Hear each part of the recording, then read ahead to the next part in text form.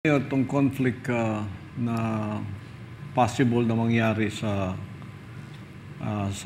China Sea at saka sa atin sa West Philippine Sea at saka sa Taiwan at meron ng mga nakaposisyon na mga parang mga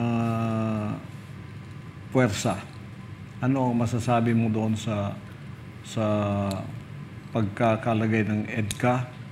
Ito ba'y posible kung magkaroon ng conflict ang USA and China, madadamay ang ating bansa? Plenty. Nandyan na yung Visiting Forces Agreement, but it was not during my time. I think it was President Aquino, which gave the Americans the right to enter the country and magdala ng armas. When I say armas, it's not a rifle.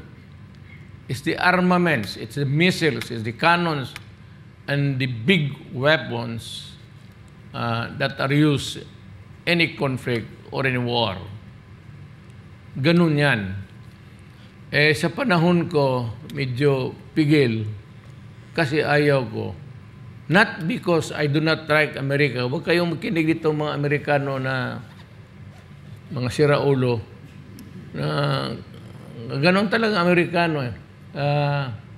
I cannot understand why we cannot criticize them. Pagka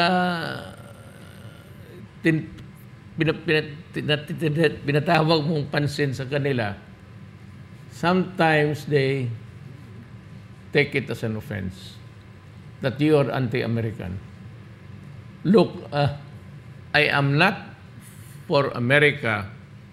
I am not for China. I am not for Taiwan. I am not for anybody.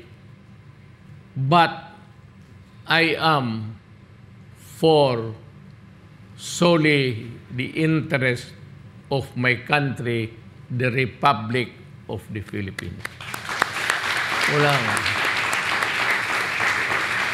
Yung laro nung akin, sabi nila, itong di keep on harping at yung mga panahon na presidente ako na hindi ako pumayag at saka nakipagkaibigan ako kay Xi Jinping at sa Russia. Well, why do I have to, bakit ko ganun pa sa Amerika na kaibigan naman tayo? Nandito na nga ang mga, hindi ko na kailangan na i-dedicate ko pa. So yung mga countries which are a bit antagonistic to us, because of the presence of America, and because we are allied with America, medyo nagadistansya sila. And of course, over time, the friction was there. So when I was president, I decided to just go to President Xi Jinping and explain to him na, well, I am not really that stupid to allow my country to be used as a pawn. Yung pinupusta ka. Kung pagka sa barahay, ikaw yung barahay, tinatapon na. Sabi ko, I would like a Philippines that's neutral. Yun rin ang sinabi ko sa Russia. Kasi ang Russia pati ang China, hindi natin kaibigan. Ang kaibigan natin ang Amerika.